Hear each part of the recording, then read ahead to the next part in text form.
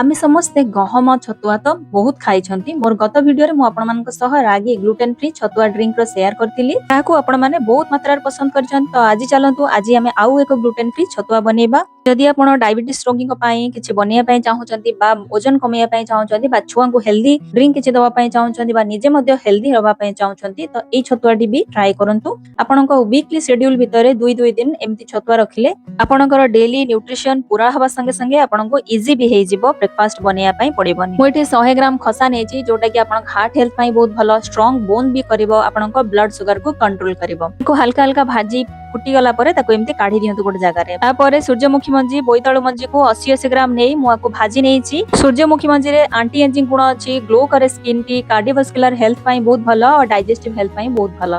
Pumpkin seed आपनको इम्यूनि system को strong बनिया सहित जिंक और मैग्नीशियम रो मात्रा बहुत भलो अछि जोटा कि हार्ट बोन पई बहुत भलो आ स्लीप क्वालिटी को बेटर करे। जगह रे मापी की मु वर्तमान आलमंड भी नेची। आलमंड हम स्किन हेल्थ पई बहुत भलो, ब्लड शुगर को कंट्रोल करे ता सहित हार्ट हेल्थ पई मध्ये भलो। एठी देखंतु मु वालनट नेची, सेल वाला वालनट आपण पाखे जदी खोला वालनट नबा ताको नेबे। ब्रेन पई भलो और रिड्यूस करे इन्फ्लेमेशन को, गट हेल्थ पई मध्ये बहुत भलो वालनट। ए सब को समान परिमाण रे गोटे जगह रे मेजरमेंट करिक नेची। आपण चाहिले टिके कम बेसी हेले भी चलिबो।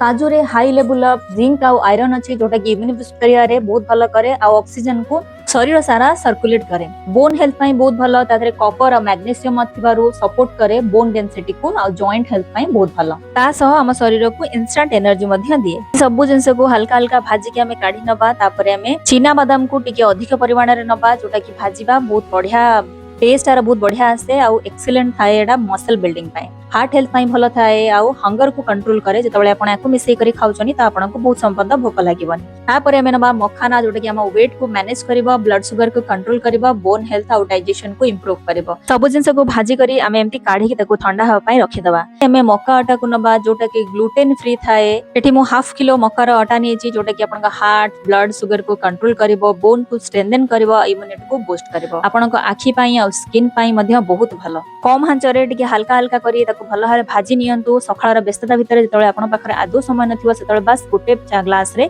3 चम्मच एही मक्का छतुआ को मिक्स करंतु। एथिरे आपण उषुम क्षीर किंबा पानी मिसाई परिबे।